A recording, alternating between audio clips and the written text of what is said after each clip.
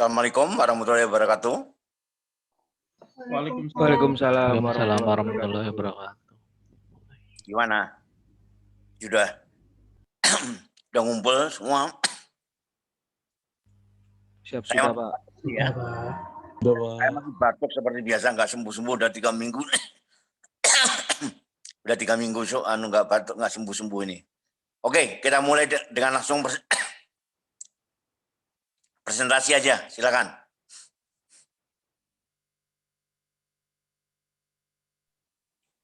Izin Mbak Tata mau share screen. Sudah, coba dicoba lagi.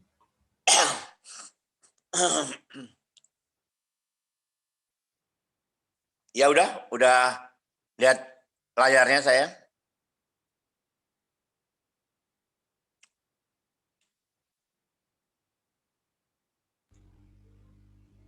Silakan Mbak Ica untuk dimulai. Baik, Assalamualaikum warahmatullahi wabarakatuh. Selamat pagi Pak Sanyoto dan teman-teman.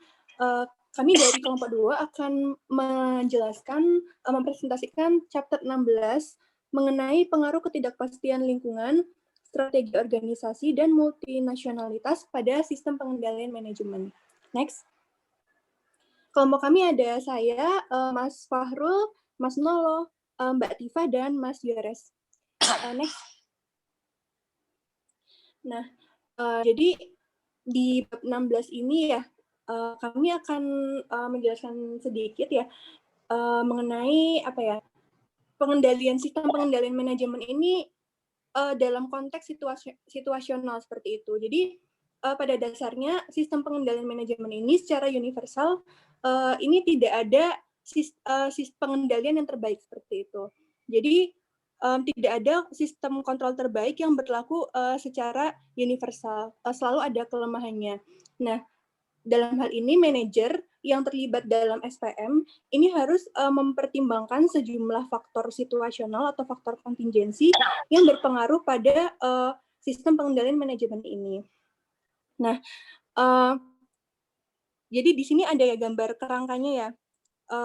Kerangka kontingensi umum di mana desain sistem pengendalian manajemen ini harus dipertimbangkan.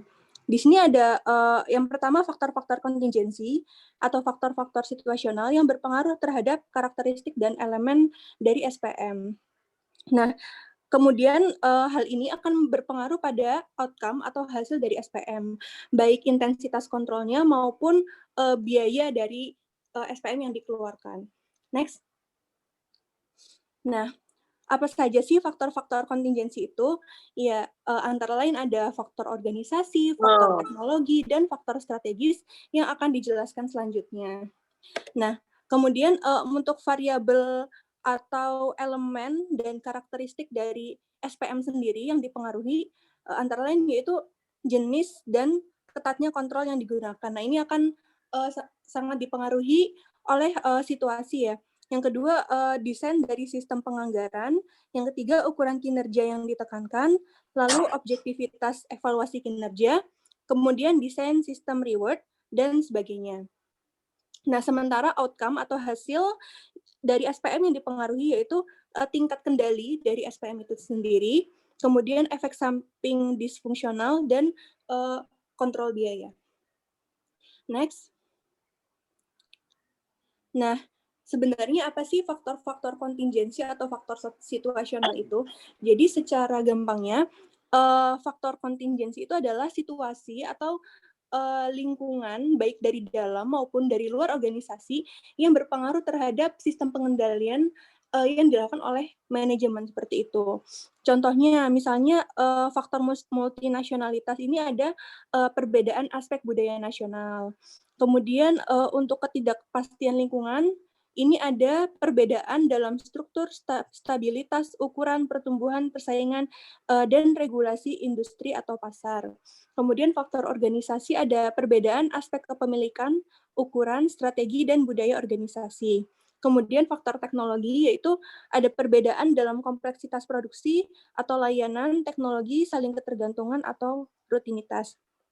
Kemudian faktor organisasi ada perbedaan pengalaman, keterampilan, dan pelatihan manajemen dan karyawan yang berbeda-beda tentunya di setiap organisasi. Ya, ada mau menjajas. Nggak perlu. Maaf, bagaimana Pak? Ya, terus oke. Ya, terus sorry. Oh, baik Pak. Sorry, Baik. lagi.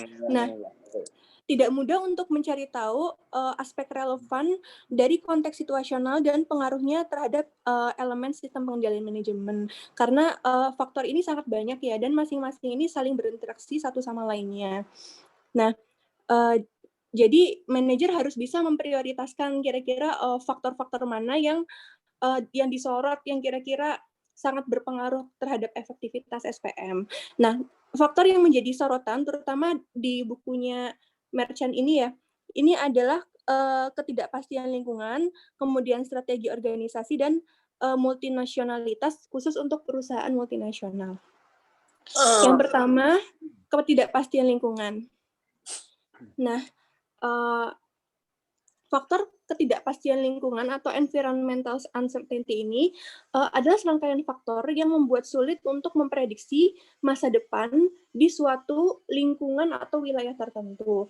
Nah, ketidakpastian ini dapat berasal dari perubahan dalam kondisi alam, iklim politik, dan ekonomi, kemudian tindakan dari pesaing, pelanggan, pemasok, termasuk dalam hal ini tenaga kerja, dan juga regulator. Nah, jadi untuk environmental uncertainty ini, efek kuat ketidakpastiannya terhadap sistem pengendalian manajemen ini adalah dia membuat action control ini sulit digunakan. Nah, solusinya adalah manajer harus memiliki pengetahuan mengenai tindakan apa yang sebenarnya diinginkan seperti itu. Yang pertama, manajer harus menggunakan pre-action review yang lebih intensif, kemudian juga harus terlibat lebih banyak pertemuan tatap muka dengan karyawan, kemudian menggunakan lebih banyak observasi dan pengawasan langsung. Nah, dalam menghadapi ketidakpastian lingkungan, result control ini lebih dapat digunakan daripada action control. Nah, tapi memang ada beberapa kesulitan dalam result control ini. Biasanya kesulitan ini terutama dalam hal target gitu. Biasanya target akan menjadi terlalu mudah atau terlalu sulit gitu karena tidak pasti lingkungannya seperti apa bereaksinya, sehingga membuat kinerja itu biasanya kurang optimal. Selain itu juga result control ini yang menyebabkan karyawan menanggung risiko bisnis, sehingga organisasi harus menyediakan kompensasi dari risiko yang ditanggung oleh karyawan. Yang ketiga, result control ini dalam menghadapi ketidakpastian lingkungan ini biasanya ujung-ujungnya akan diterapkan desentralisasi dalam organisasi. Nah, untuk menghadapi ketidakpastian lingkungan ini berdasarkan penelitian, pengendalian yang efektif ini biasanya berupa kombinasi dari kontrol yang dipilih secara cermat, termasuk proses perencanaan dan penganggaran yang ekstensif. Kemudian juga ukuran kinerja atau yaitu ukuran kinerja dari individu, juga tim yang sesuai seperti itu, memastikan akuntabilitasnya. Kemudian yang ketiga yaitu adanya kontrol personel dan kontrol budaya. Selanjutnya, nah kemudian fokus kedua dari Merchant ini yaitu strategi organisasi. Nah, strategi organisasi ini biasanya organisasi besar ini menetapkan dua tingkatan strategi ya, dua level strategi. Yang pertama yaitu strategi di tingkat perusahaan, atau di sini juga strategi diversifikasi. Yang kedua adalah strategi bisnis di setiap unit bisnis strategis, atau disebut juga strategi kompetitif.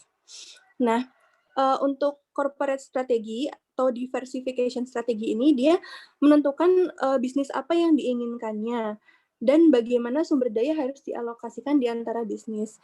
Jadi corporate strategi itu ibaratnya kayak puncaknya. Jadi bisnis apa saja yang harus ada di bawahnya seperti itu. Kemudian bagaimana uang dan modal dan tenaga kerja ini dialokasikan di antara bisnis-bisnis itu gitu. Nah, Untuk sepenuhnya menyadari manfaat dari bentuk diversifikasi yang terkait atau tidak terkait, perusahaan harus mengadopsi sistem administratif yang tepat dan efektif termasuk MCS.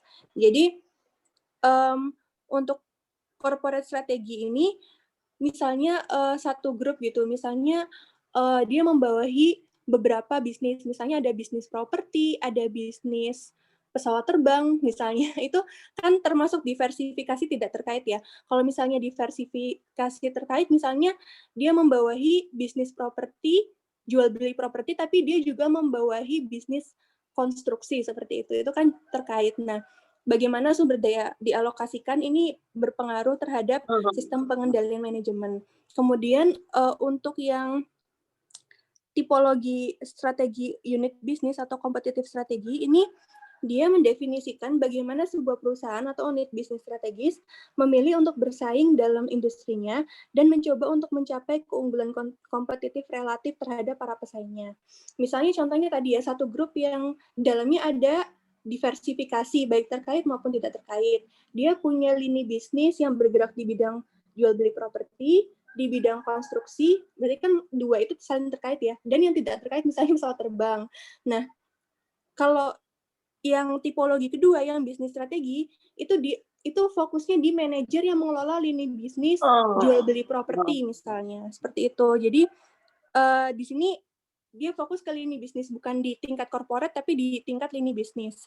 Nah, ada dua strategi kompetitif utama. Yang pertama cost leadership dan yang kedua ada diferensiasi. Nanti akan dijelaskan oleh teman saya. Nah, kemudian efektivitas dari organisasi ini, maksudnya efektivitas dari lini bisnis ini bergantung pada sejauh mana antara sistem pengendalian manajemen dan strategi kompetitif ini bisa cocok-cocokan atau selaras gitu. Nah, kompetitif strategi harus secara langsung berkaitan dengan ukuran hasil yang dimasukkan dalam sistem pengendalian hasil seperti itu. Nah, selanjutnya akan dijelaskan oleh Arul, silakan. Baik, terima kasih. Setelah sebelumnya teman-teman semua sudah jelaskan sama Mbak Ica ya terkait dengan strategi organisasi terakhir tadi melalui tipologi yang dibedakan menjadi dua. Nah, kali ini kami akan membahas yang pertama ini terkait dengan corporate diversification strategi atau strategi diversifikasi korporasi. Nah, strategi korporasi organisasi ini menentukan bisnis apa yang dikehendaki dan bagaimana sumber daya harus dialokasikan di antara bisnis tersebut. Nah, salah satu cara nih untuk melihat bagaimana suatu strategi diversifikasi perusahaan adalah dengan melihat gambar pada grafik yang ini sedang ada pada layar kaca teman-teman semua. Ini terkait dengan yang pertama ada perusahaan single bisnis, terus ada perusahaan diversifikasi terkait, hingga perusahaan diversifikasi tidak terkait yang paling bawah. Nah, terlihat di dalam grafiknya terkait dengan strategi diversifikasi korporasi, di mana pada grafik tersebut di sumbunya ini kan menggambarkan adanya derajat keterkaitan ya, degree of relatedness. Nah, kemudian di sumbu X ini menggambarkan number of business ya, ini yaitu terkait dengan jumlah dari unit bisnis tersebut. Nah, yang pertama atas perusahaan single bisnis ini dapat terlihat di mana perusahaan single bisnis atau bisnis tunggal ya. Ini merupakan one line bisnis yang memiliki degree of relatedness yang tinggi karena memang single bisnisnya hanya satu lini bisnis, jadi keterkaitannya tuh juga erat gitu. Nah, kemudian atas related diversifiers ini atau perusahaan yang dengan diversifikasi yang masih terkait yang berada pada posisi tengah ini teman-teman bisa lihat, yaitu di mana derajat keterkaitannya ini tidak terlalu tinggi karena memang terjadi diversifikasi ya, terdapat beberapa lini bisnis, namun juga tidak rendah karena diversifikasi yang terjadi itu masih saling berkaitan. Sedangkan untuk jumlah lini bisnisnya itu juga nilainya tidak terlalu bisa diasumsikan tidak terlalu rendah atau tinggi pada umumnya karena meskipun terjadi diversifikasi di mana terdapat lebih dari satu unit bisnis, namun masih bisa dianggap berkaitan sehingga dapat dikatakan jumlahnya cenderung tidak terlalu tinggi. Namun diversifikasi di sini bisa diartikan bahwa dalam keadaannya itu masih terdapat sinergi operasional berdasarkan adanya seperangkat kompetensi inti yang sama. Jadi intinya masih saling terkait seperti itu. Kemudian ini yang terakhir unrelated diversifier atau diversifikasi yang tidak terkait, di mana berdasarkan grafik dapat dilihat teman-teman bahwa derajat atau tingkat relasinya ini antar unitnya itu rendah karena memang tidak berkaitan, sedangkan jumlah bisnisnya bisa dibilang tinggi ya, karena dengan tidak hanya keterkaitan yang membatasi, otomatis jumlah dari unit bisnis akan cenderung tidak dibatasi gitu, atau bisa jadi lebih banyak. Namun terkait hal tersebut, pada dasarnya tetap masih terdapat hubungan antara bisnis satu dengan yang lainnya, terutama di sini disebutkan terkait dengan keuangan ataupun terkait dengan kepemilikan, seperti itu, financial atau holding. Namun untuk sepenuhnya menyadari dan mendapatkan manfaat dari bentuk diversifikasi terkait atau tidak terkait dalam suatu perusahaan, ini harus mengadopsi adanya administrasi yang tepat dan efektif dalam kaitannya dengan mata kuliah kita pada pagi hari ini, yaitu terkait dengan sistem pengendalian manajemen. Bisa dilanjutkan, Mas? Nah, ini pembeda penting dari perusahaan yang didiversifikasi ke dalam bisnis terkait adalah saling ketergantungan yang tinggi di antara unit bisnis mereka ya. Unit bisnis yang mereka miliki. Nah, perusahaan yang terdiversifikasi terkait ini harus merancang sistem pengendalian manajemen mereka dengan memanfaatkan saling ketergantungan tersebut untuk mengeksploitasi sinergi dan mendapatkan keuntungan ekonomi. Nah, selanjutnya bagaimana implikasinya terhadap pola SPM adalah seperti digambarkan pada tabel yang ada pada layar teman-teman semua ini ya. Yang pertama akan saya jelaskan per kolom ya di sini. Terkait dengan related atau single business, ini berkaitan dengan anggaran.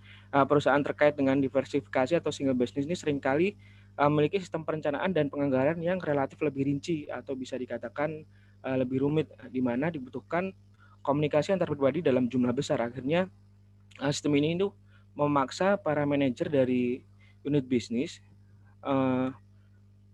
untuk saling berkomunikasi gitu satu sama lain, sehingga melalui komunikasi tersebut membuat lebih mungkin manajer untuk dapat menjaga kegiatan mereka yang saling berkaitan dan berkoordinasi dengan memanfaatkan adanya sinergi yang tadi sudah dibentuk gitu. Nah, berdasarkan pemahaman tersebut dapat disimpulkan atas adanya sistem perencanaan penganggaran yang lebih rinci dan lebih rumit ya, serta adanya koordinasi dan komunikasi yang baik dan saling terjaga, ini mengakibatkan pengendalian manajer atas perumusan anggaran menjadi cenderung lebih rendah.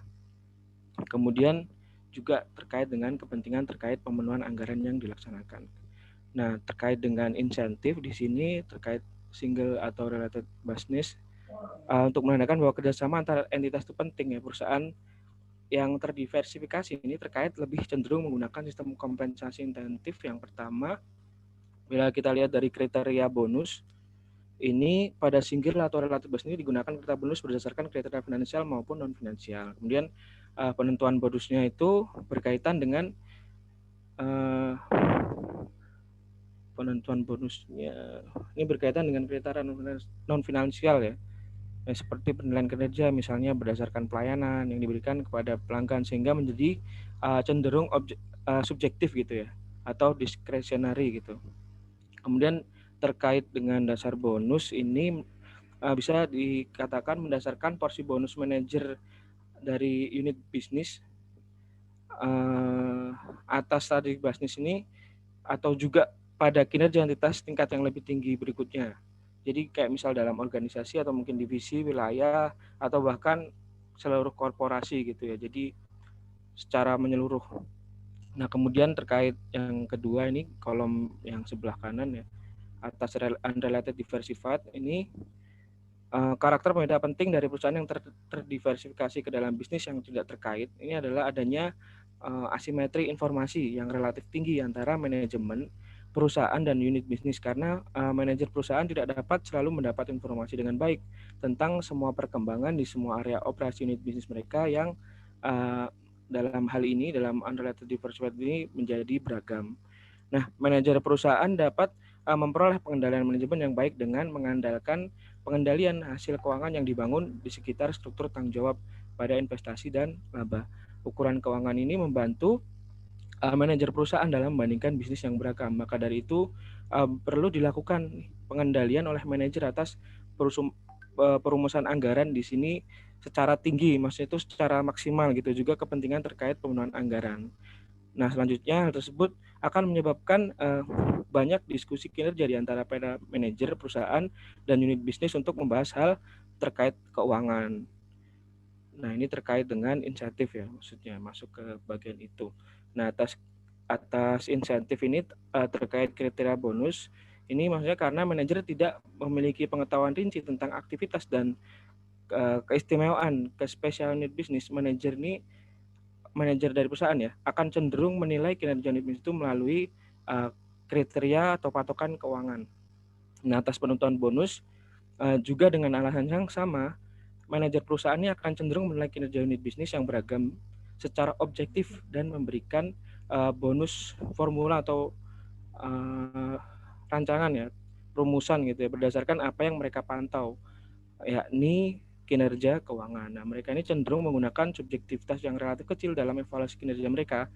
Dengan sistem seperti itu, para pengelola unit bisnis biasanya memiliki tekanan yang cukup besar terhadap kinerja keuangan, tetapi mereka juga memiliki otonomi yang relatif kecil. Dan yang terakhir berkaitan dengan dasar bonus, karena unit bisnis dari perusahaan yang terdiversifikasi tidak terkait, memiliki sedikit sinergi operasional dan pada dasarnya itu bersifat otonom ya. Ini kinerja perusahaan memberikan informasi yang relatif sedikit tentang tindakan manajer unit bisnis tertentu. Nah, oleh karena itu, manajer unit bisnis di perusahaan ini lebih sering menerima bonus secara ketat ya, secara terkontrol gitu, didasarkan pada kinerja keuangan unit mereka sendiri daripada yang didasarkan pada kinerja perusahaan ya, primarily SBU performance ya, unit bisnis mereka sendiri. Seperti itu penjelasan kami dari kelompok 2 terkait strategi diversifikasi korporasi. Selanjutnya akan dijelaskan oleh Mas Bawodi. Silakan, Mas. Terima kasih Mas Irul. Tadi di awal sudah dijelaskan oleh Mbak Ica ya terkait ada diversifikasi strategi, yang selanjutnya ini terkait kompetitif strategi atau bisnis strategi. Nah, kita ingat dulu ya, di sini ada cost leadership diferensiasi. Nah, dulu kita belajar manajemen strategik itu juga pernah di bukunya Pratt and Forrest David itu ada teori dari Michael Porter. Nah, itu kalau di sana ada 3 ya, cost leadership, diferensiasi, sama fokus strategi. Nah, kalau di buku ini yang dibahas itu ada 2 ini.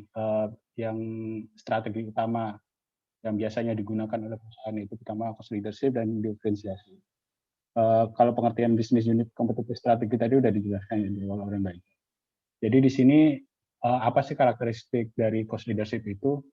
Yang pertama terkait dengan pengendalian biaya yang ketat. Jadi di sini manajemen itu memiliki fokus untuk mengendalikan biayanya. Nah, di sini ada dilanjutkan di selanjutnya itu minimalisasi biaya. Jadi pada proses produksi itu minimalisasi biaya itu menjadi penting. Kemudian yang selanjutnya adalah skala ekonomi. Yang biasanya kalau perusahaan dengan menerapkan strategi cost leadership ini, dia skala ekonominya besar. Maksudnya dia mengandalkan penjualan dengan volume yang besar untuk mendapatkan keuntungan. Karena kan dia menekankan pada biaya yang minimal. Kemudian yang selanjutnya itu standar produk. Jadi produknya itu standar. Semua tuh kecenderungannya sama. Ekstrimnya tuh kalau nggak salah Ford tuh pernah mengeluarkan mobil itu dia satu warna semua, hitam semua. Yang itu terkait dengan strategi cost leadership. Tapi nanti ada kekurangannya tuh, bisa kalau misalnya satu warna gitu tidak semua pembeli itu tertarik kan. Tidak semua suka warna hitam, bisa saja ada yang suka warna putih. Kemudian yang selanjutnya itu terkait standarisasi tugas dan proses produksi. Jadi proses produksinya itu sudah terstandarisasi ya. Jadi dari tahapan misal mulai kalau misalnya manufaktur mobil ya, mulai dari awal membuat kerangka dan sebagainya itu sudah ditentukan formulasinya. Di bagian ini waktunya berapa, bahannya apa aja, nah itu sudah terstandarisasi di situ. Nah, kemudian yang selanjutnya terkait dengan strategi bisnis diferensiasi. Nah, ini berbeda ya dengan cost leadership. Kalau diferensiasi itu dia menekankan pada dia istilahnya berani tampil beda gitu. Karakteristiknya itu yang pertama itu terkait dengan brand loyalty. Dia biasanya merek itu kuat dia, merek dagangnya. Ya, kalau mobil itu dia beberapa mobil yang high end itu yang sport misalnya seperti Bugatti, Koenigsegg dan selain sebagainya itu berbeda dengan kayak misalnya Toyota, Honda dan sebagainya. Nah, di situ dia lebih menekankan pada layanan pelanggan yang unggul. Jadi dia customer service-nya tuh lebih unggul dibanding cost leadership. Kemudian kalau tadi produknya itu standar ya, terstandarisasi, kalau ini berbeda, dia produknya itu fitur dan desainnya itu berbeda ketimbang dari bisnis yang sama pada umumnya. Kemudian yang terakhir terkait customization atau customisasi. Jadi dia bisa biasanya kayak misal request gitu pelanggan untuk apa aja sih yang mau diberikan di produk itu, misalnya mobil mau pakai kulit yang joknya gimana dan sebagainya, itu apa aja. Jadi berbeda dengan yang cost leadership. Nah ya strategi ini itu pernah dibahas ya di manajemen strategik, fokusnya tuh di situ. Nah di buku ini itu lebih menekankan bagaimana sih respon kita kalau misal perusahaan mengambil salah satu strategi bisnis ini. Jadi di sini dijelaskan ya, strategi unit bisnis yang berbeda membutuhkan manajemen pengendalian manajemen yang berbeda pula. Nah, ini akan dijelaskan di selanjutnya, yaitu implikasi dari desain SPM-nya itu bagaimana. Nah, pada proses penganggaran ya, terkait dengan pengendalian manajer atas perumusan anggaran untuk yang low cost atau yang cost leadership itu, ya relatif rendah. Karena kecenderungannya tadi ya, dia terstandarisasi ya. Jadi kontribusi manajer untuk merumuskan anggaran itu relatif rendah karena sudah terformulasi gitu. Beda dengan diferensiasi, dia relatif tinggi karena dia melihat dari bisnis dari penjualan yang akan dilakukan. Jadi dia subjektivitasnya tinggi. Jadi manajer itu punya pengendalian terhadap perumusan anggaran untuk penjualan tertentu. Kemudian terkait dengan revisi anggaran saat tahun berjalan. Kalau yang cost leadership ini relatif sulit ya, karena sudah terformulasi ya, sudah ada standarnya untuk melakukan produksi atas produk tertentu. Berbeda dengan diferensiasi, dia mudah untuk merevisi anggaran tahun berjalan karena disesuaikan dengan keadaan atau pesanan dari si pembeli. Kemudian yang selanjutnya adalah toleransi terhadap deviasi anggaran. Kalau cost leadership ini toleransinya itu relatif rendah ya, deviasinya. Mengapa? Karena ya tadi itu balik lagi karena sudah terstandarisasi, jadi udah jelas nih target-targetnya. Berbeda dengan diferensiasi, dia relatif tinggi deviasinya. Kemudian selanjutnya terkait dengan kepentingan terkait pemenuhan anggaran. Kalau yang cost leadership ini relatif tinggi ya. Kemudian yang diferensiasi itu relatif rendah karena dia tergantung pada pesanan. Yang selanjutnya terkait dengan insentif. Kriteria bonusnya untuk yang cost leadership itu utamanya dia terkait financial kriteria karena sudah terstandarisasi tadi, misalnya targetnya penjualan berapa ratus ribu kendaraan. Nah itu kan sudah jelas target-targetnya. Karena dia mengutamakan tadi ya skala ekonomi. Berbeda dengan diferensiasi, dia kriteria bonusnya lebih ditekankan pada non-financial kriteria. Misalnya terkait dengan pertumbuhan jumlah penjualan, terus terkait dengan kepuasan pelanggan, dan sebagainya. Kemudian terkait bonus determination, penentuan bonusnya. Kalau yang pengendalian, yang cost leadership, utamanya dia formula ya, udah ada formulanya. Mau bonusnya itu ditentukan bagaimana, misalnya berapa persen dari jumlah penjualan, dan sebagainya. Berbeda dengan yang diferensiasi, dia lebih subjektif dan diskresi. Misal terkait dengan kepuasan pelanggan ya, penentuan awal dari menentukan puas itu kan subjektif ya. Nah di situ perbedaan antara yang cost leadership dengan diferensiasi. Kemudian selanjutnya terkait multinationality akan dilanjutkan oleh rekan saya. Baik, selanjutnya terkait multinasionalitas itu di sini lebih berfokus pada organisasi multinasional ya, yang mana itu kan beroperasi di lebih dari satu negara. Nah, jadi manajemennya itu harus betul-betul memahami bagaimana mereka harus menyesuaikan praktik manajemen di perusahaan itu. Nah, termasuk itu kayak praktik pengendalian manajemen untuk membuat seluruh perusahaannya benar-benar bekerja di setiap lokasi di seluruh di internasional itu. Nah, terus ini tuh MNO ini sebenarnya memiliki banyak kesamaan di setiap walaupun di organisasi domestik. Namun jika adaptasi SPM yang dilakukan itu tidak tepat, tentunya organisasi tersebut juga bisa jadi terpuruk kalau dia ngambil SPM-nya, praktik SPM yang tidak tepat. Nah, beberapa faktor yang dikatakan di buku Merchant ini telah terbukti mempengaruhi pilihan atau hasil SPM di berbagai negara, yaitu ada budaya nasional, ada institusi lokal, ada juga lingkungan bisnis lokal. Nah, selain itu juga ada masalah tambahan terkait pengevaluasian kinerja manajer yang hasilnya itu diukur dalam berbagai mata uang dan mata uang yang berbeda dari negara asal perusahaan tersebut. Nah, selanjutnya, next Mas. Nah, selanjutnya terkait national culture ini, budaya nasional ini. Nah, sebenarnya di beberapa negara tentunya pasti tetap ada persamaannya. Misalnya kayak setiap manusia itu kayak memiliki kebutuhan fisiologis dasar yang sama dan keinginan yang sama untuk terkait keamanan, kenyamanan, dan target pencapaian masing-masing. Nah, tapi terlepas dari kesamaan tersebut, tentunya juga banyak perbedaan. Nah, di konsep budaya nasional ini mengakui bahwa selera masyarakat, norma, nilai, sikap sosial, agama, prioritas pribadi, dan tanggapan terhadap sesuatu itu, respon antar pribadi itu berbeda-beda antar bangsa.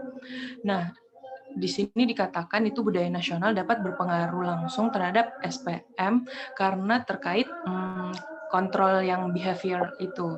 Next. Nah, di sini ada 4 dimensi budaya yang diidentifikasikan, ini sesuai dengan studinya Gerd Hofstede. Nah, itu yang pertama itu terkait individualisme. Nah, individualisme di sini itu terkait dengan konsep individunya. Nah, artinya apakah individu itu melihat diri mereka sendiri, terutama sebagai individu atau sebagai bagian dari kelompok gitu-gitu. Jadi di sini individualisme itu dapat mempengaruhi, bisa jadi ada yang cenderung menyukai insentif berdasarkan kinerja individu atau bahkan atau dia malah memilih insentif sesuai dengan kinerja kelompok.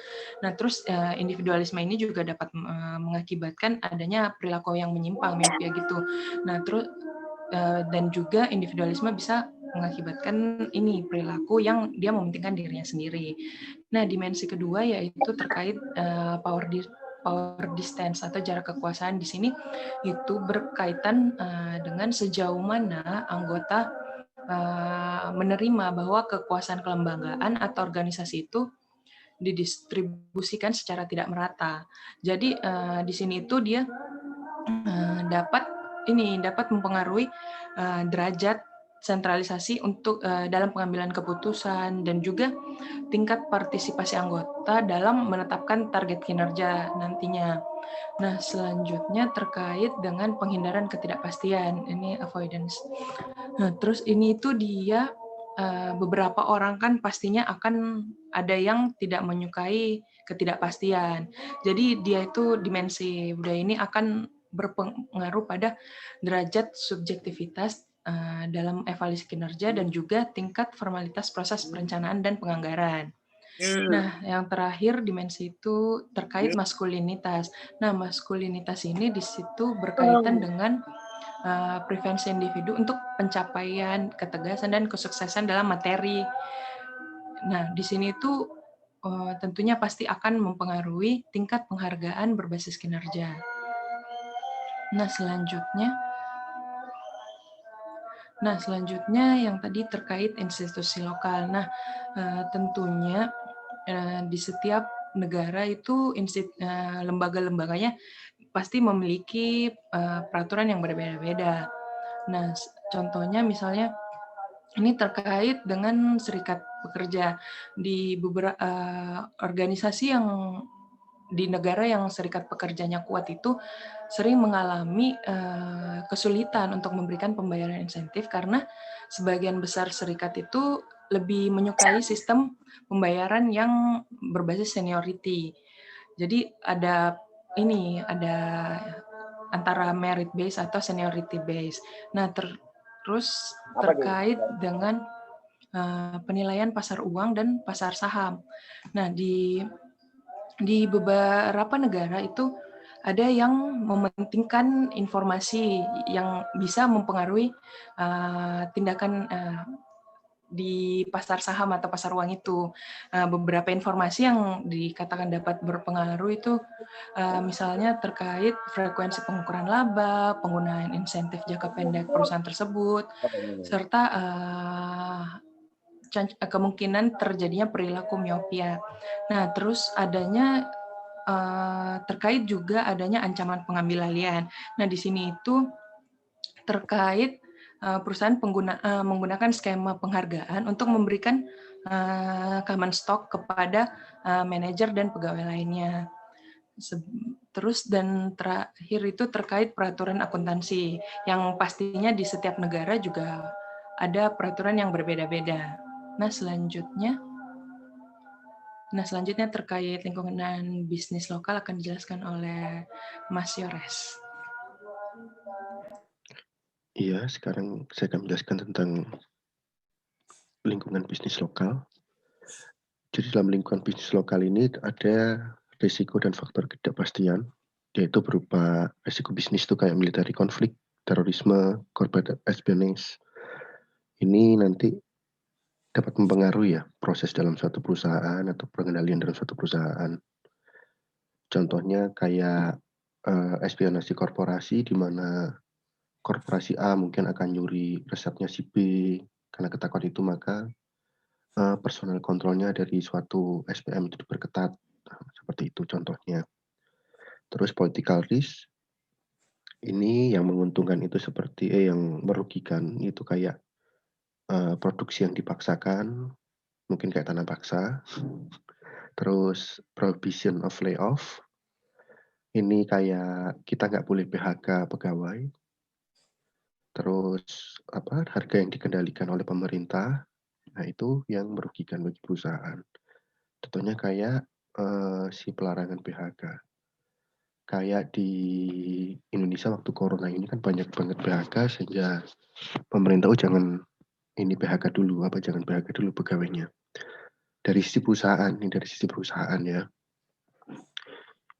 Berarti kan perusahaan mempunyai biaya lebih untuk membayar gaji mereka.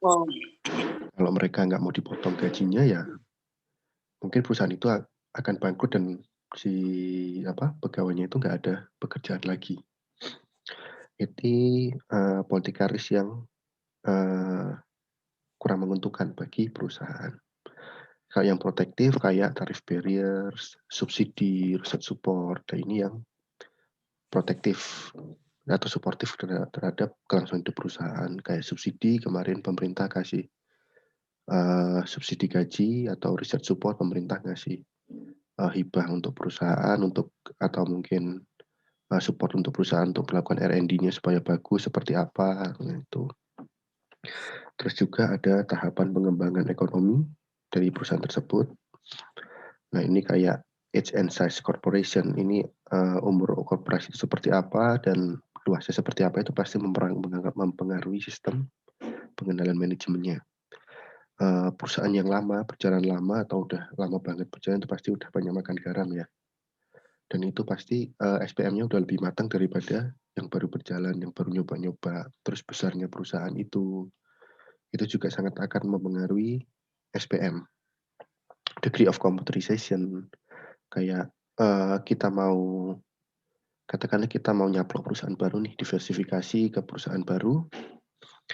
Nah di sini perusahaan ini degree of computerization-nya rendah. Nah, akhirnya untuk menyesuaikan itu kan berarti SPM-nya mungkin yang nggak pakai komputerisasi ini mungkin action control diperketat atau mungkin personal control diperketat. Kalau mungkin misal masih manual semua untuk menghindari hal-hal yang behavior displacement kemarin ya yang kita bahas. Terus degree of development of accounting, information and control system itu tahap pengembangan ekonomi dari suatu perusahaan. Terus bisa juga itu mempengaruhi inflasi. Inflasi si inflasi ini dia mempengaruhi financial risk, risiko finansial, di mana kan nilai dari uang itu udah turun ya nilainya. Kebanyakan uang kayak Zimbabwe nilainya tinggi. Nah ini kan mempengaruhi dalam melakukan budgeting kan ini sangat berpengaruh ya. Akhirnya untuk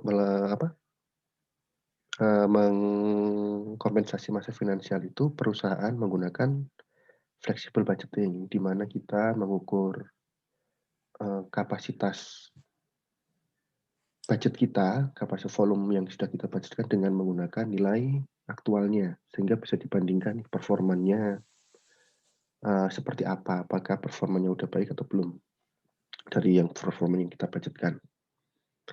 Terus ada juga pengaruh labor availability, quality, dan mobilitas. Nah ini contohnya seperti ini. Kalau kita punya perusahaan yang besar, terus pegawainya banyak, kualitasnya rendah, mungkin kita akan fokus ke personal control, lebih fokus ke personal control dan action control. Personal controlnya untuk dua-duanya ini untuk ini ya, meyakinkan bahwa si pegawai ini benar-benar bekerja sesuai dengan apa yang ditugaskan. Karena banyak dan kualitasnya rendah. Dan karena mereka kalau kita suruh untuk mikir, mungkin katakanlah pekerjaan di luar pekerjaan mereka, mungkin mereka nggak ngerti. Yang mereka ngerti ya pekerjaan mereka itu aja. Nah itu action control, personal control harus bagus. Terus kalau sedikit tapi kualitasnya bagus, mungkin kita cuma fokus ke action controlnya aja. Karena kalau sedikit pegawainya bagus, maka itu ada satu mungkin mereka akan rangkap-rangkap jabatan kan. Rangkap-rangkap jabatan, jadi mungkin nggak ada pemisahan tugas. Nah itu action controlnya harus diperketat. Bisa juga personal control. Terus juga untuk mobilitas. Nah mobilitas ini kayak sekarang di Jakarta katakanlah di KAP untuk akuntan publik itu kan mereka mobilitas pegawainya tinggi. 2 atau 3 tahun di situ mereka pindah. 2 atau 3 tahun mereka pindah lagi ke AP, mereka pindah lagi ke AP. Nah ini mobilitasnya tinggi sehingga nggak dibutuhkan long term incentive. Long term incentive itu cenderung nggak berpengaruh di situ. Beda mungkin sama yang BUMN. BUMN di mana orang kerja di situ dan di situ mereka lama sekali ya, masa kerjanya lama banget, nggak pindah-pindah ke BUMN lain atau ke perusahaan lain. Nah itu mungkin long term incentive bagi mereka itu berarti. Tuh.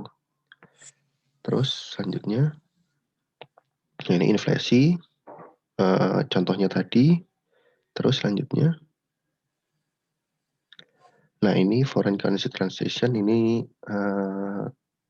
selisih kurs tentang masalah kurs mata uang.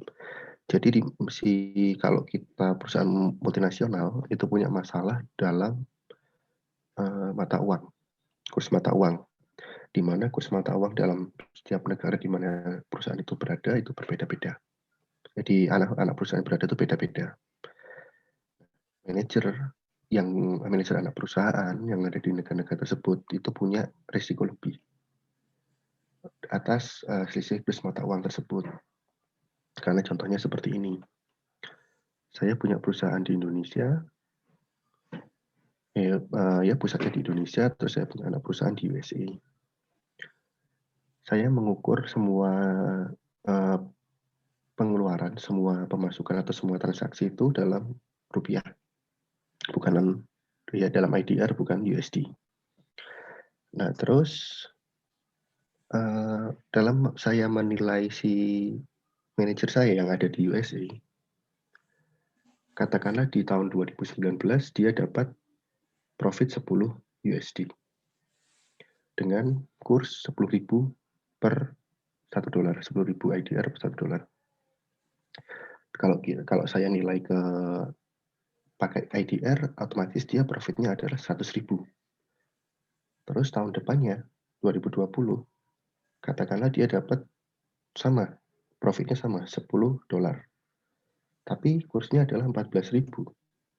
Nah, ketika saya ukur ke IDR, otomatis saya dapat 140.000, ada peningkatan sebesar 40.000 di situ. Padahal dia sebenarnya juga kerjanya saat tahun ini dan tahun kemarin nggak ngapa-ngapain. Nah, itu kan kalau dibalik, kalau misalnya kursnya turun, nah itu kan dia ada resiko itu juga. Kalau naik oke lah. Tapi kalau turun kan juga kasihan juga gitu loh. Nah, itu biasanya seperti itu yang disebabkan oleh foreign currency translation. Nah, biasanya untuk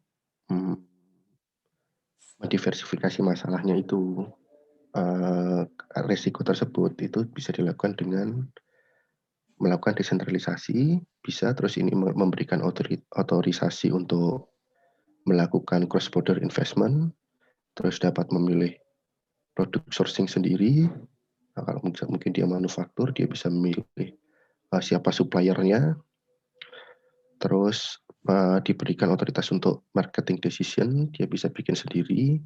Terus selanjutnya adalah otoritas untuk membuat atau menandatangani kontrak dalam berbagai macam currency. Jadi nggak cuma satu currency aja, tapi dia bisa kontraknya bisa macam-macam currency. Otoritas untuk membuat untuk foreign exchange transaction kayak hedging, swaps, arbitrase. Nah, itu bisa dilakukan diversifikasikan dengan cara seperti itu untuk menutupi risiko tadi. Tapi ya apa semua manajer itu bisa seperti itu? Kan ya nggak bisa. Ada kalau memang nggak bisa seperti itu, manajer subsidiary-nya nggak bisa seperti itu, akhirnya kita bisa mengontrol, melakukan evaluasi manajer itu dalam local currency. Jadi kalau misalnya dia di USA ya kita ukur pakai currency-nya dia USA. Terus selanjutnya kita trade foreign exchange, kerugian sisi kurs itu atau keuntungan sisi kurs itu below the line. Jadi kita nggak masukkan itu dalam net income, tapi atas selisih kurs tersebut kita bisa masukkan ke OC. Kan seperti itu ya, masuk OC ya. Terus selanjutnya adalah mengkalkulasi berapa varian dari transaksi kurs tadi, terus kita memperlakukan itu sebagai uncontrollable. Uncontrollable di sini itu seperti yang dibahas di chapter 12 kemarin. Itu bisa jadi kalau ini itu bagaimana caranya mungkin bisa relatif, pakai penilaian kinerja relatif. Terus habis gitu bisa pakai yang subjektif untuk menilai performa dari si manajer itu. Terus flex the budget to end your currency rates. Jadi kita lebih lebih sedikit membebaskan atau lebih nggak kaku lah dalam menentukan budget, dan budgetnya itu pakai end year of currency rates. Jadi pakai satu currency di akhir tahun. Itu supaya kita bisa ngelihat si performanya si manajer ini performanya gimana sih, si kantor itu performanya gimana sih, dan supaya juga dapat dibandingkan seperti itu. Selanjutnya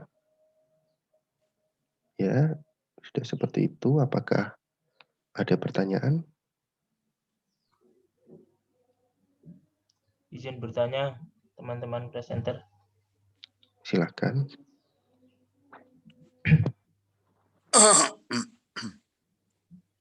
Tadi disampaikan bahwa saya masih belum paham mengapa kok tidak ada kriteria non finansial untuk bonus pada unrelated diversified. Karena kan motivasi pegawai itu tidak semata-mata finansial saja ya. Mengapa kok di unrelated diversified ini tidak ada kriteria bonus non finansial. Terima kasih teman-teman. Baik, mungkin selanjutnya kita itu 3 pertanyaan dulu ya. Tolong ditulis di chat ya. Pertanyaannya tadi untuk Mas Yasin ya. Siap. Terima kasih. Silakan selanjutnya.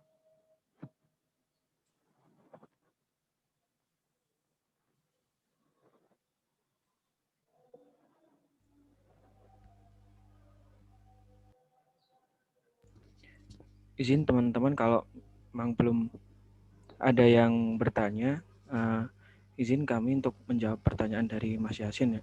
Ini kebetulan bagian saya. Jadi tadi kalau tidak salah pertanyaannya itu mengapa tidak ada kriteria non finansial untuk bonus pada unrelated diversified ya di kriteria bonus. Seperti itu Mas ya, Mas Yasin. Ya Mas, seperti itu. Siap. Izin menjawab Mas ya. Ini berdasarkan dari pembahasan yang kami lakukan ya, ini juga mengacu pada materi SPM ya di buku ya, terkait mengapa tidak ada kriteria non finansial dalam penentuan bonus unrelated diversified itu mungkin karena manajer perusahaan dalam konteks ini perusahaan pusat gitu ya, ini cenderung tidak memiliki pengetahuan yang rinci tentang aktivitas dari unit bisnisnya gitu ya, anak-anaknya itu ya, unit bisnis masing-masing. Nah, dari segi itu perusahaan ini nantinya akan cenderung untuk menilai kinerja unit bisnis ini melalui kriteria keuangan atau kinerja keuangan, karena mungkin bisa dikatakan formatnya atau perumusannya itu kan bisa sama ya, maksudnya sama biasanya dari pusat ya, dari perusahaan pusat, dari manajemen pusat ya, manajer, sehingga atas hal keuangan ini penilaian yang dilakukan akan menjadi lebih objektif. Misal juga dalam hal dilakukan pembandingan gitu antar unit bisnis satu dengan yang lain untuk menentukan kriteria bonus mereka masing-masing seperti apa.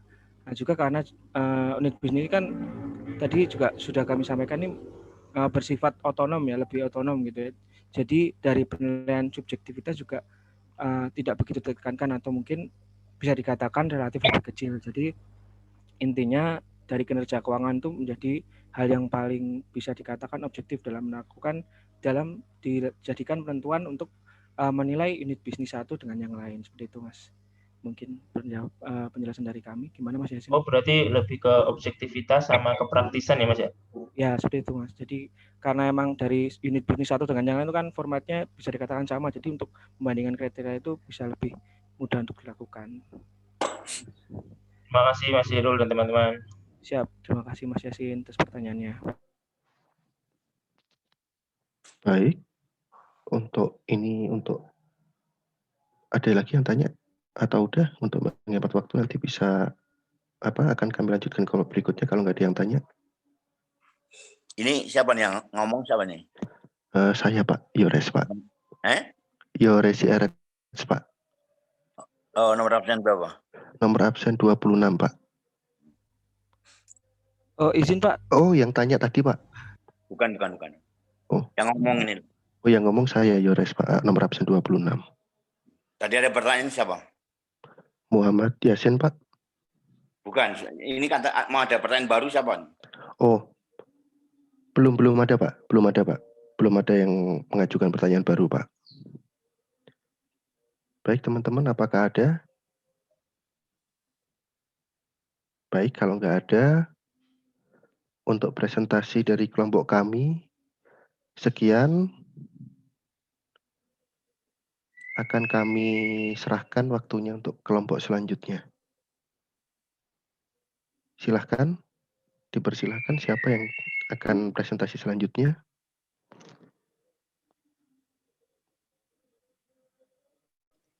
Izin saya screen ya.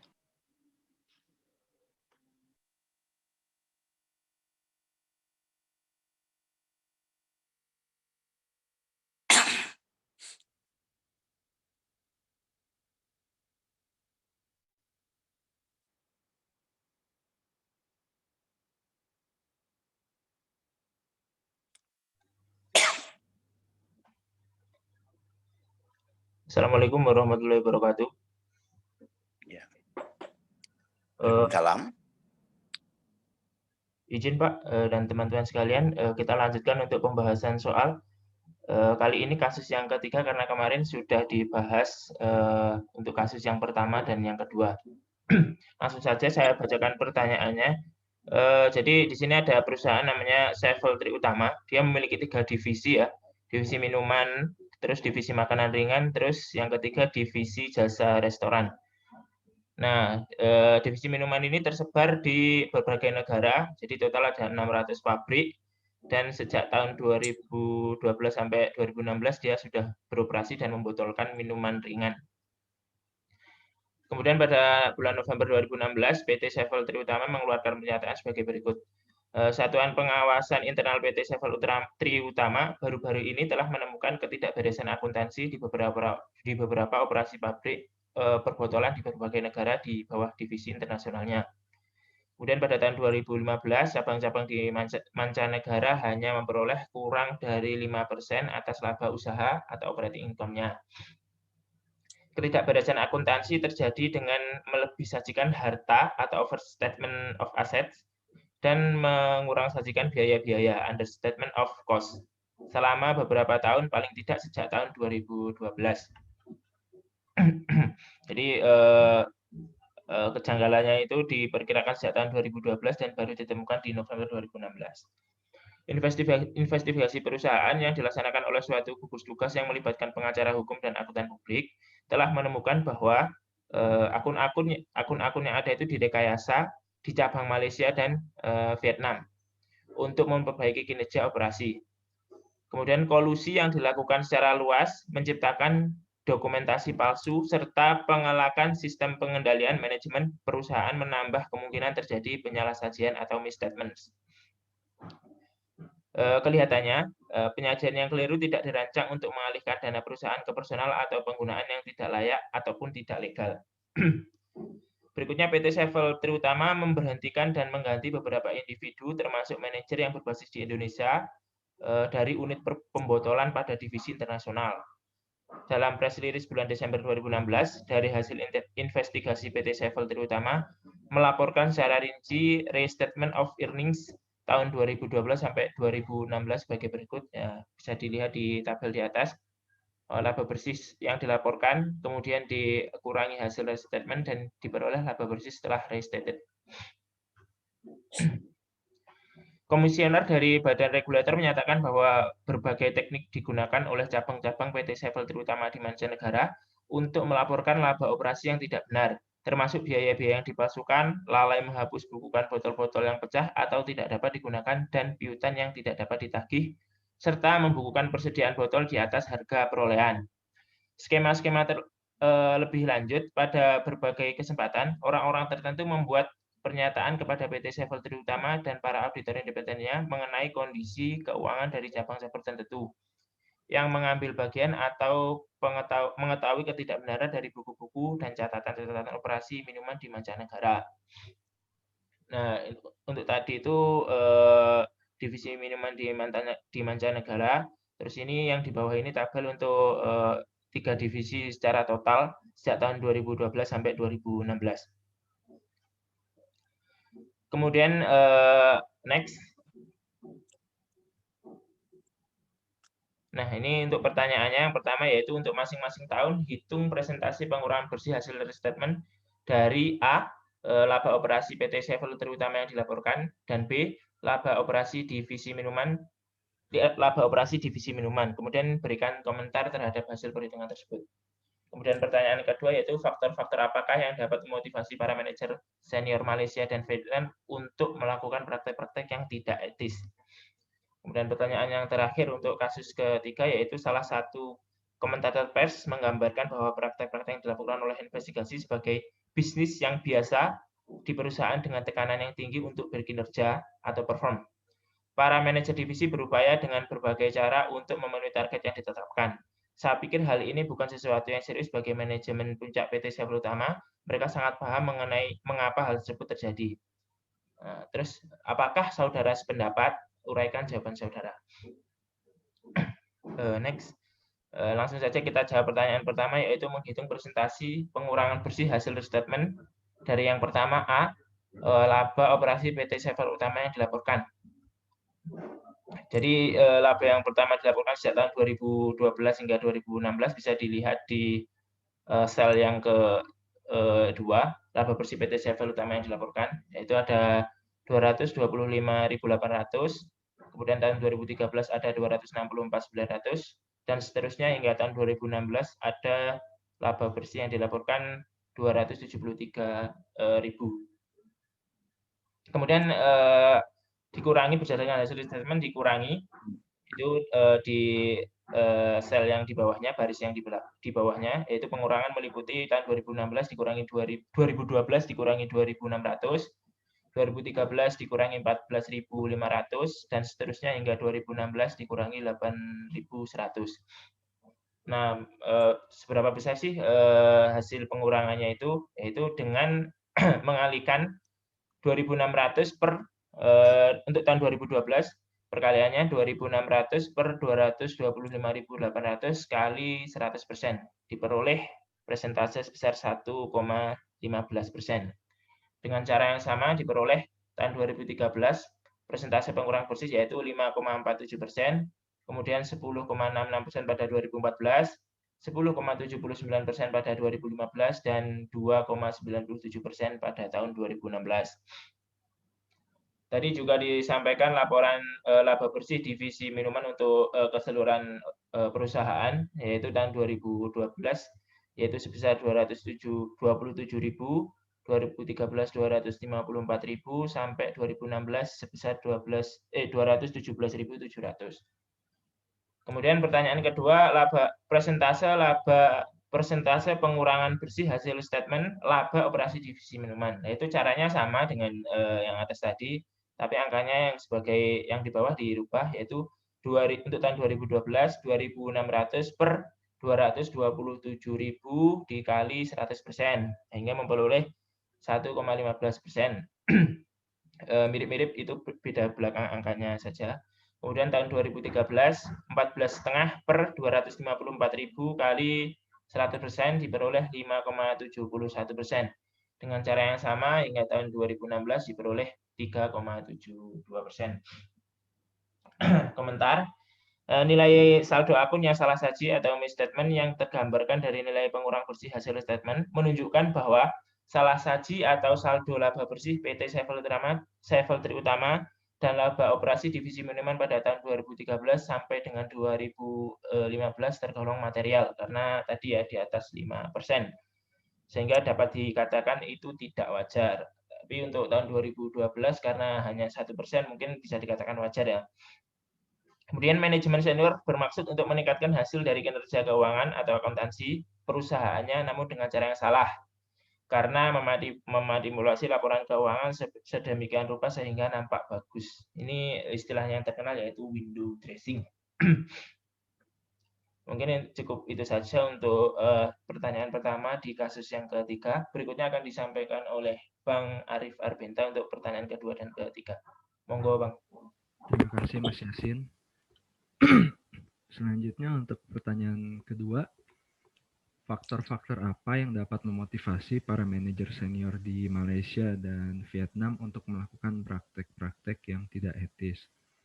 Jadi seperti ini dilewatin aja nih. Pertanyaannya terlalu ngambang, nggak jelas. Siap, Pak. Berarti kita lanjut ke pertanyaan ketiga.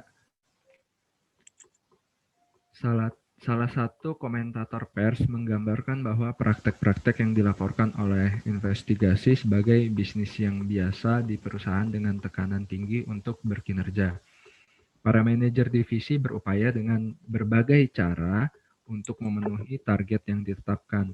Saya pikir ini bukan sesuatu yang serius bagi manajemen puncak di PT Sevel Utama. Mereka sangat paham mengapa hal tersebut terjadi. Apakah saudara sependapat? Uraikan jawaban saudara. Jadi kalau menurut kami, komentar dari pers itu benar karena di perusahaan yang ada tekanan kepada pegawai dan manajernya itu tinggi untuk mendapatkan hasil finansialnya itu yang baik, itu akan menyebabkan para pegawai dan manajer itu melakukan hal-hal yang di luar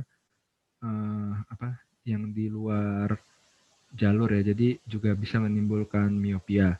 Nah, tapi hal tersebut juga tidak tepat karena jika manajemen puncak itu memahami kalau ada potensi seperti itu, seharusnya manajemen puncak itu nggak menjadikan ukuran keuangan atau accounting measure ini sebagai hal yang paling utama. Ini juga untuk mengurangi tekanan kepada manajer. Nah, manajemen puncak juga bisa melakukan penyesuaian dengan long-term performance indicator. Jadi, kinerja yang diukur adalah kinerja jangka panjang.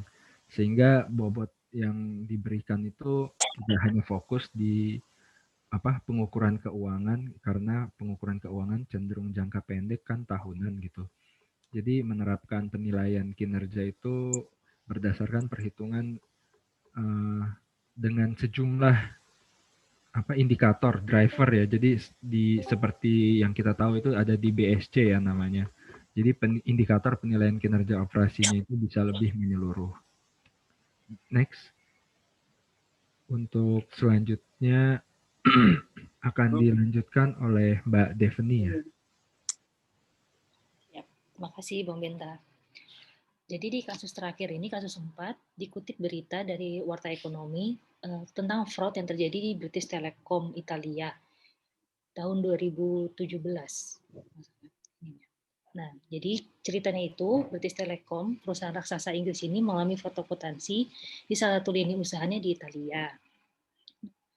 Fraud ini modusnya sebenarnya sederhana, ada banyak dibahas di literatur kuliah auditing, namun banyak auditor yang gagal mendeteksinya, yaitu mereka melakukan inflasi atau peningkatan atas laba perusahaan selama beberapa tahun dengan cara yang tidak wajar.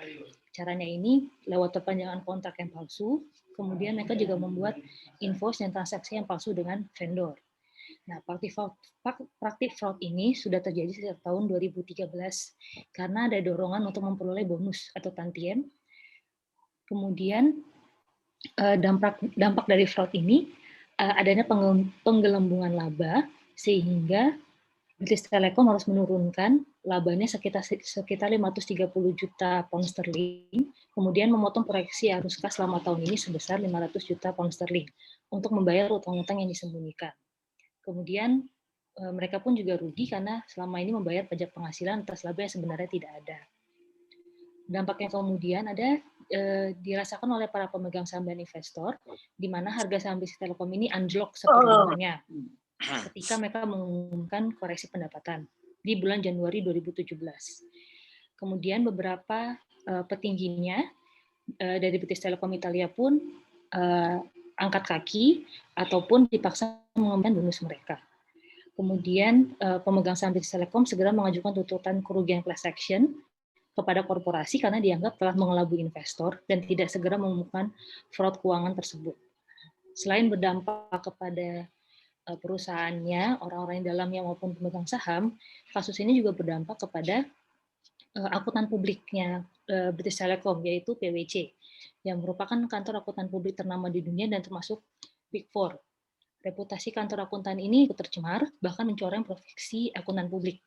Mengapa? Karena relasi PwC sama British Telecom ini telah berlangsung selama 33 tahun.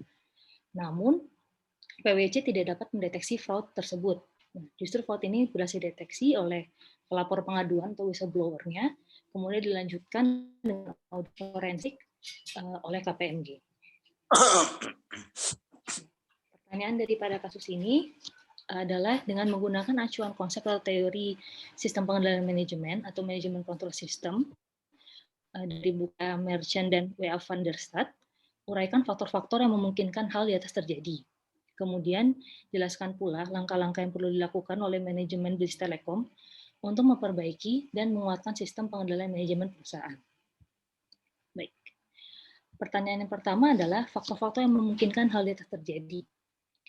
Kami menggunakan teori fraud triangle, yaitu di mana ada 3 alasan mengapa fraud itu terjadi. Pertama, adanya kesempatan atau opportunity, ada motif, kemudian ada rasionalisasi. Opportunity ini muncul dari pertama lemahnya pengawasan ataupun tidak efektifnya pengawasan dari auditor eksternal yaitu PwC maupun auditor internal British Telecom dalam mendeteksi fraud tersebut. Kemudian dari bacaan di atas juga terlihat bahwa tidak ada tone at the top yang baik dari top manajemen, karena justru fraud ini terjadi diawali oleh manajemen yang di tingkat atas, seperti dari CEO-nya British Telecom Italia, namanya Gianluca Cimini, yang ia mengintimidasi para bawahannya. Kemudian CEO-nya namanya Stefania Truzzoli, yang memanipulasi laba. CFO-nya namanya Luca Sebastiani, dia mendorong pegawainya untuk membuat invoice palsu. Dan kemudian perilaku-perilaku menyimpang oleh para top manajemen ini ditiru juga oleh para bawahannya. Salah satunya stafnya Luca Torrigiani tadi, salah satu stafnya namanya Luca Torrigiani ini melanggar aturan dengan membeli vendor dan juga menerima pembayaran atau swap dari para agen British Telecom Italia. Kemudian yang kedua, motifnya itu pertama seperti sudah disebutkan tadi di kutipannya, mereka punya dorongan untuk mendapatkan bonus atau tantium.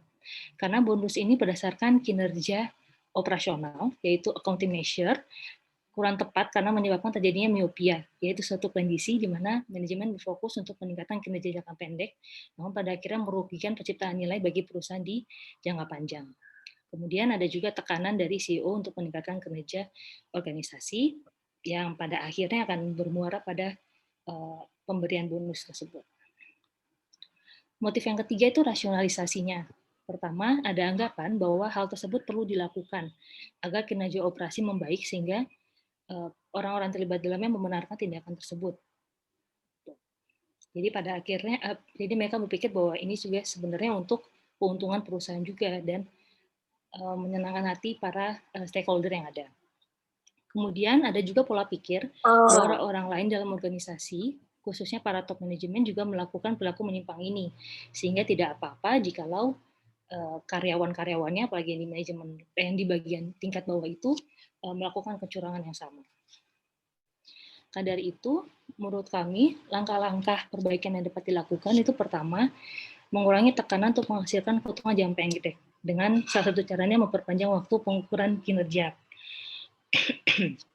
Hal ini dapat dilakukan melalui pertama, mengurangi bobot target keuntungan tahunan pada penilaian kinerja, membuat target profit jangka pendek ini lebih mudah untuk dipenuhi, dan juga memberi insentif jangka panjang untuk pemenuhan indikator kinerja jangka panjang seperti berdasarkan harga saham ataupun berdasarkan inovasi perusahaan. Kemudian yang kedua, menggabungkan elemen finansial dan juga non-finansial atau value driver dalam mendesain sistem insentif. Nah, salah satu instrumen yang digunakan adalah balance scorecard. Yang ketiga, memperketat mekanisme pengawasan dan juga sanksi untuk mendorong kepatuhan atas kode etik dan juga kode perilaku perusahaan. Perlu juga ada mekanisme pergantian auditor eksternal selama beberapa tahun untuk menjaga objektivitas. Dan perusahaan juga perlu menerapkan kombinasi SPM berupa action control yang ketat terhadap kegiatan pengadaan vendor ataupun pembuatan invoice dengan SOP yang rinci dan juga checklist langkah-langkah penting yang perlu dilakukan. Perusahaan juga perlu menerapkan SPM berupa personal control, yaitu berupa ICV atau internalisasi corporate value, atas nilai integritas dan juga profesionalisme, untuk terus ditanamkan dalam hati setiap pegawai, serta ada sistem pengawasan 360 derajat ataupun membuat sistem whistleblower. Dan yang terakhir, sebaiknya perusahaan menerapkan sistem tata kelola yang lebih luas, seperti pada pemangku kepentingan, jadi bukan hanya pemegang saham, sehingga ada indikator kinerja menyeluruh yang berpedoman pada prinsip tata kelola yang baik sesuai standar yang berlaku, seperti pada rujukannya pada SOX 2002, pada GAAP, atau perpajakan ataupun standar audit yang berlaku. Demikian presentasi dari kelompok kami. Terima kasih atas perhatiannya. Apakah akan dibuka sesi tanya jawab, Pak, atau bagaimana? Boleh, silakan. Ada pertanyaan nggak? Silakan, bila ada pertanyaan.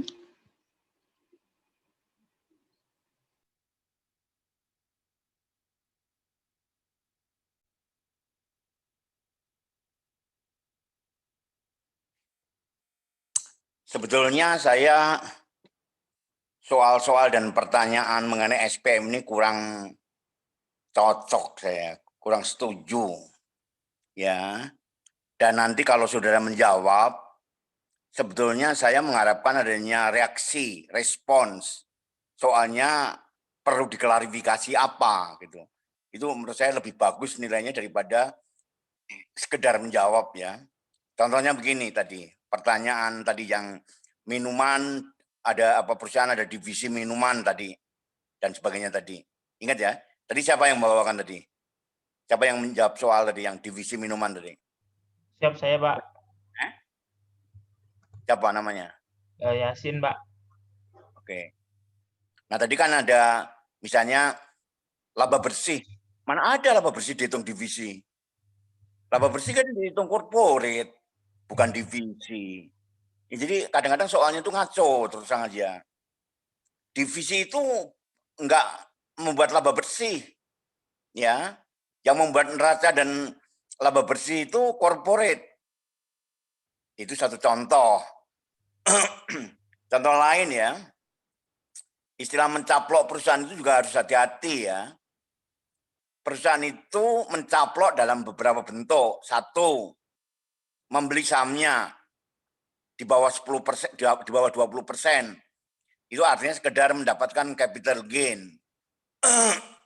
Saham 20% sampai 50% itu equity.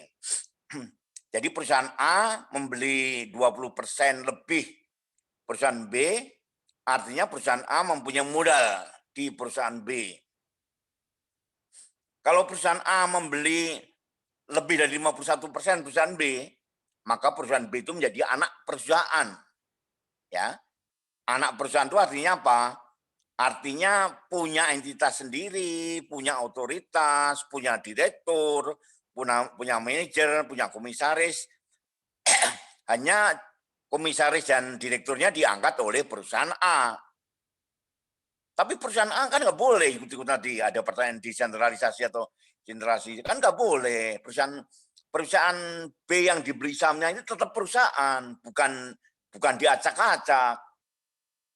Dia tetap perusahaan sendiri, kecuali perusahaan B dilebur, di merger, nah itu perusahaannya hilang, ya.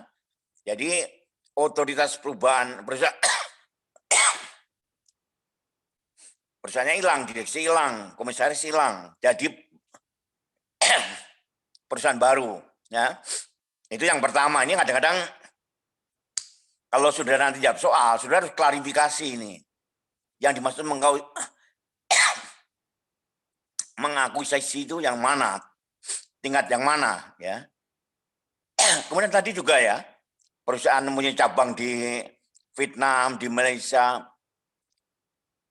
Kalau perusahaan punya cabang di tempat lain itu bentuknya beda loh, ya. Bentuknya berbagai bentuk. Misalnya Citibank. Citibank itu di Indonesia, itu cabang penuh. Pusatnya di Amerika sono, ya. Jadi di Indonesia itu dia lapornya ke perusahaan pusat di Amerika. Itu Citibank. Gimana dengan McDonald? McDonald itu PT di Indonesia.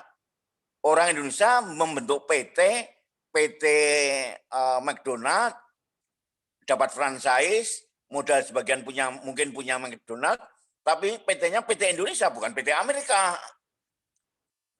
Jadi McDonald di Indonesia itu bukan cabang, ya. Secara organisasi bukan cabang dari McDonald di Amerika. Tapi PT Indonesia mendirikan McDonald di Indonesia. Itu beda. Ya jadi saudara kalau membahas tadi yang punya cabang di Vietnam dan Malaysia itu harus jelas ini bentuknya apa nih? Cabangnya itu cabang atau karena aturannya itu beda-beda. Ya. Terus kemudian tadi makanya dijelaskan oleh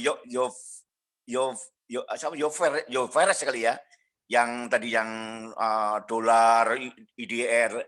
Indonesia kan pakai IDR ya. Kalau semua transaksi akuntansi kan pakai IDR. Kalau transaksinya dalam bentuk dolar pun tetap dibukukannya dalam IDR. Jadi bukan kemudian di Filipina dibukukan dengan peso, ini bukan ya. Kalau sepanjang dia cabang di Indonesia ya dia PT Indonesia ya dia satuan ekonomi, satuan keuangannya adalah IDR ya. Itu juga harus jelas ya. Kemudian yang terakhir ini tadi ya, terus terang aja kalau nanti saudara dapat soal yang model tadi, model perusahaan-perusahaan di Malaysia dan Vietnam melanggar etika, itu saya nggak senang. Soal-soal seperti itu saya nggak senang. Soal-soal yang sangat kualitatif, yang menurut saya sih nggak perlu dijawab ya. Jadi gini, saya kasih kiatnya. Kalau saudara menjawab soal, tidak usah ngikuti menjawab soal. Saudara harus bersifat kritis terhadap soal. Ya, ada nggak yang menurut saudara soalnya kurang pas? Ada nggak yang perlu diluruskan? Ada nggak yang perlu diklarifikasi? Itu saudara tulis dalam jawaban. Saya akan memberikan nilai lebih bagus daripada sudah menjawab, apalagi sudah menjawab nilai etika dan sebagainya, itu terlalu kualitatif ya. Saya kira enggak ya. Terus yang kedua juga yang sudah perlu pelajari, yang namanya sistem pengendalian manajemen itu luas sekali ya. Bukan sekedar bonus, bukan sekedar insentif, bukan sekedar budget ya. Yang namanya sistem pengendalian manajemen itu SOP. Saudara masuk kantor absen itu SOP, sistem pengendalian manajemen. Gudang dikunci itu sistem pengendalian manajemen. Ada satpam itu sistem pengendalian manajemen. Ada auditor internal itu sistem pengendalian manajemen. Jadi sistem pengendalian manajemen itu banyak ya, banyak. Bukan hanya 1-2 subset ya, tapi banyak. Pembagian tugas dan fungsi, keharusan kasir itu cuti dan sebagainya, adanya dokumentasi, adanya tugas yang jelas, adanya pembagian tugas dan pemenang yang terpisah, adanya job description, itu semua SPM ya. Itu semua SPM. Ya, jadi jangan salah, SPM itu luas sekali. Oke? Itu aja yang saya garis bawahi. Ya, jadi ingat ya, saya akan memberi nilai kepada saudara yang membahas soal secara kritis. Karena soalnya belum tentu betul ya. Soalnya belum tentu betul ya. Tadi misalnya saya ambil contoh aja tadi. Kalau ada soalnya yang mengatakan perusahaan A mengakuisisi perusahaan B, itu harus jelas yang dimaksud mengakuisisi apa. Beli saham sebagian, beli saham dengan konteks equity, beli saham menjadi anak perusahaan, atau merger. Itu harus jelas. Demikian juga kalau multinational company. Multinational company itu juga harus jelas. Cabang atau PT Indonesia di Indonesia kalau nggak salah harus berbentuk PT Indonesia kalau nggak salah, tidak sepenuhnya boleh cabang kecuali barangkali bank ya.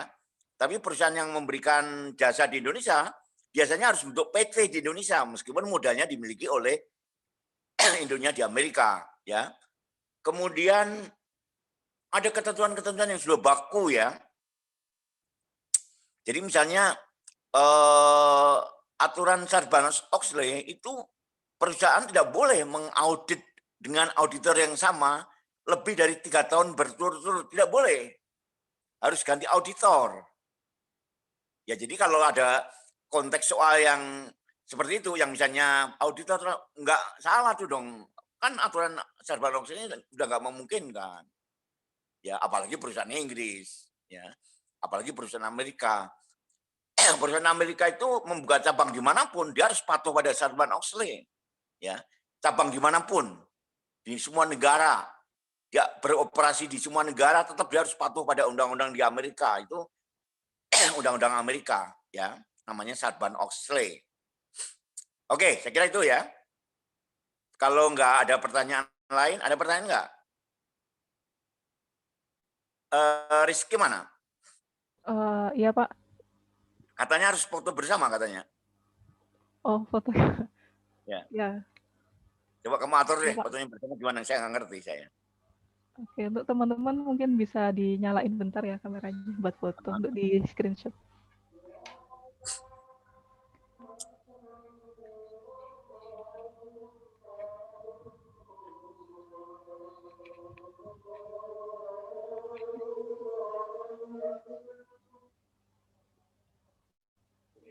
Oke? Bentar Pak, masih ada yang belum menampilkan ini.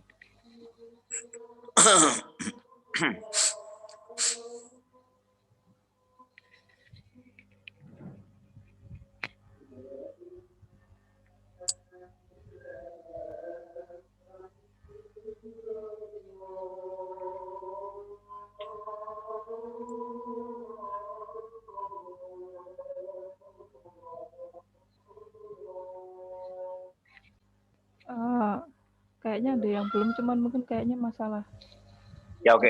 jaringan mungkin jadi nggak bisa nyalain kamera ini. Oke, selengkap mungkin aja. Iya. Hitung.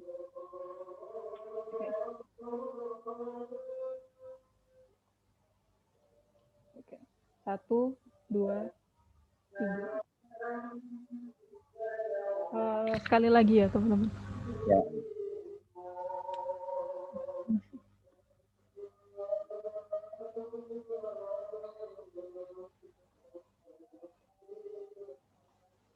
Oke. Oke, kita akhiri ya. Masih sebentar Pak, belum yang tadi.